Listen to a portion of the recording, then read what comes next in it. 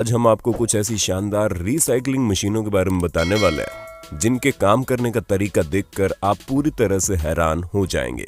तो दोस्तों, एक पल की देरी किए बगैर चलिए शुरू करते हैं हमारे आज की शानदार वीडियो। केवर्को मॉड्यूलर। दोस्तों, जब से पोल्यूशन ने इंसानों की नाक में दम करके रखा है, तब से चीजों को रिसाइकिल करने का नया नया तरीका खोजा जा रहा है। और उसी बीच एक आयरिश कंपनी ने इस शानदार मॉड्यूलर को बनाकर लोगों को हैरान कर दिया, जिसमें प्लांट सॉलिड डोमेस्टिक वेस्ट को हैंडल करता है ताकि चीजें अलग अलग सेक्शन में जा सके और फिर उन्हें रिसाइकलिंग करने का काम शुरू हो।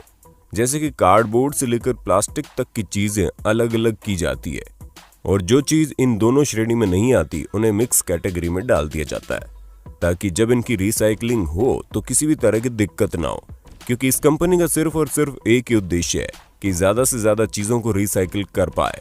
और इसी वजह से इनका प्लांट इतना ज्यादा कन्वीनियंस है कि ये कहीं पर भी लग सकता है और उसके लिए इन्हें ज्यादा जगह की भी जरूरत नहीं पड़ती।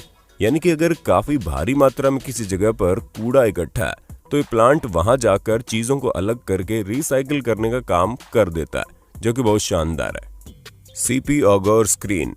अब दोस्तों, ये बात तो हम सभी जानते हैं कि कूड़ा कचरा कहीं फेंकने से पहले हमें ये समझ लेना चाहिए कि किस तरह कचरा है। जैसे कि अगर कोई प्लास्टिक मटेरियल डाल रहे हैं तो उसको अलग प्लास्टिक मटेरियल वाले वेस्ट में डालें, और अगर कोई लिक्विड मटेरियल कूड़े में डाल रहे हैं तो याद रखें उसे लिक्विड मटेरियल के साथ ही डालें। हालांकि काम हम आपको चाहे जितना भी क्यों ना समझा लें, आप करेंगे तो अपने मन की, ठीक वैसे ही जैसे इस दुनिया के बाकी लोग करते हैं। और इसी वजह से जो काम आसानी से सही करना चाहिए उसके लिए मशीन बनाई गई है। जी हाँ, जो मशीन आप सामने देख रहे हैं ये हर तरह के कूड़े को अलग करती है और ये भी जानते हैं कि इसमें कौन सी चीज है जिसे रिसाइकिल करके वापस से इस्तेमाल किया जा सकता है, वरना जो चीजें पूरी तरह से खराब हो गई है उनका रिसाइकलिंग से कोई लेना देना ही नहीं है। उन्हें भी अलग करके किसी न किसी काम के लिए इस्तेमाल किया जाता है। बोलोग्राफ रोब AQC। जैसा कि हमने आपको अभी बताया कि किस तरह से चीजों को अलग करना अपने आप में बहुत बड़ा टास्क है, और जब चीजें सही तरह से अलग हो जाती है तो उन्हें रिसाइकिल करना काफी ज्यादा आसान हो जाता है। इसी वजह से एक अमेरिकन रिसाइकलिंग कंपनी के पास ऐसी शानदार मशीन है जिसकी मदद से वो पूरी तरह से ऑटोमेटिक तरीके को आजमा कर चीजों को अलग करती है, जिसमें वेस्ट मटेरियल में मौजूद चीजों के साथ साथ उसके कलरिंग से भी उन्हें अलग किया जाता है ताकि रिसाइकलिंग का प्रोसेस काफी आसान हो पाए।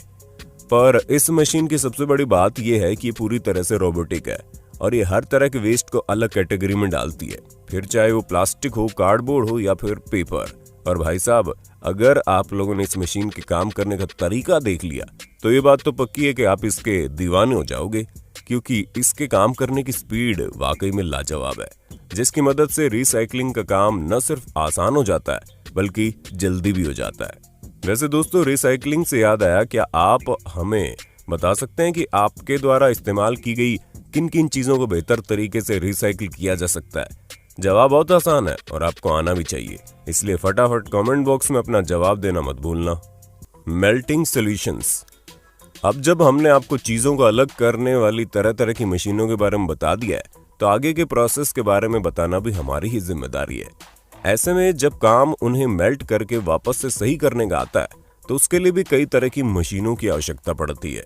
ऐसे में ये जो बड़ी मशीन आप देख रहे हैं, इसमें कई तरह के आइटम्स को मेल्ट करके एक बड़े से बार में तब्दील किया जाता है और फिर उससे जाकर नए आइटम्स तैयार होते हैं। यानी कि आप इसे ऐसे समझिए कि इस मशीन में चीजों को रिसाइकिल करने के लिए वापस उसी चीज से रॉ मटेरियल बनकर तैयार होता है, और इसी वजह से मेल्टिंग का प्रोसेस काफी ज्यादा अहम है, खास करके जब बात मेटल्स की आती है, क्योंकि मेटल्स सबसे ज्यादा रिसाइकिल किए जाने वाली सब्सटेंस है।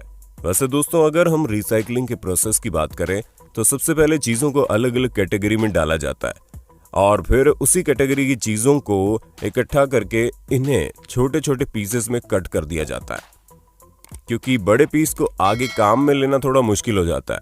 और फिर इन छोटे छोटे पीसेस को धुलकर मेल्टिंग के प्रोसेस के लिए भेज दिया जाता है, और जब ये प्रोसेस खत्म हो जाता है तो जाकर मेल्ट किए गए मटेरियल को मोल्ड में सेट कर दिया जाता है, जिसके बाद ये रॉ मटेरियल की तरह चीजों को बनाने में काम आते हैं। एफरा।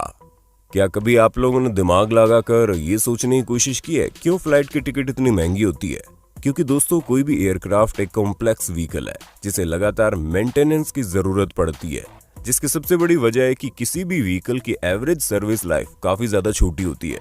और जहां एक एयरक्राफ्ट ने आसमान पर 40 से 50 हजार घंटे उड़ लिए, इसके बाद इनके रिटायरमेंट का टाइम आ जाता है, क्योंकि पुरानी एयरक्राफ्ट को ज्यादा समय तक चलाने में मुश्किलें खड़ी हो सकती है, जिस वजह से इन्हें डिस्पोज किया जाता है।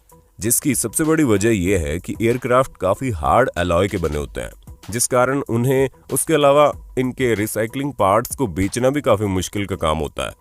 और इन्हीं सब समस्याओं को दूर करने के लिए 11 बड़ी बड़ी कंपनियों ने मिलकर एफ्रा ऑर्गेनाइजेशन का निर्माण किया, जिसकी मदद से एयरक्राफ्ट में लगे पार्ट्स को पूरी तरह से रिसाइकिल करके नया कर दिया जाता है। जैसा कि आप इस वीडियो में भी देख पा रहे हैं कि कैसे लोग एक रिटायर हो चुकी प्लेन के हर एक पुर्जे को निकालकर उनकी मरम्मत करके उन्हें नया बनाने में जुटे हुए हैं। और इस काम के लिए लोग काफी एडवांस रिसाइकलिंग मेथड्स का इस्तेमाल करते हैं, ताकि एनवायरनमेंट में किसी भी तरह की कोई दिक्कत ना हो। और इन्हीं सब कारणों की वजह से आज इस ऑर्गेनाइजेशन के एम्प्लॉइज लगभग हर रिटायर हो चुके एयरक्राफ्ट के पार्ट्स को रिसाइकिल करके मार्केट में सस्ते दामों पर बेच देते हैं, जिसकी वजह से जब नए एयरक्राफ्ट बनते हैं तो उनकी लागत कम लगती है। और अगर ये चीज भारी मात्रा में होनी शुरू हो जाएगी तो आपके फ्लाइट की टिकट भी कम हो जाएगी, क्योंकि जब प्लेन सस्ती दरों में बिकेगी तो भला टिकट कैसे महंगी हो सकती है। तो दोस्तों, हमें पूरी उम्मीद है कि आपको अपने होस्ट और दोस्त सैम की वीडियो में काफी मजा आ रहा होगा। अगर हाँ तो साथ ही वीडियो को लाइक करते चलिए, ताकि हम फ्यूचर में भी इसी तरह के इंटरेस्टिंग वीडियोस लाते रहें।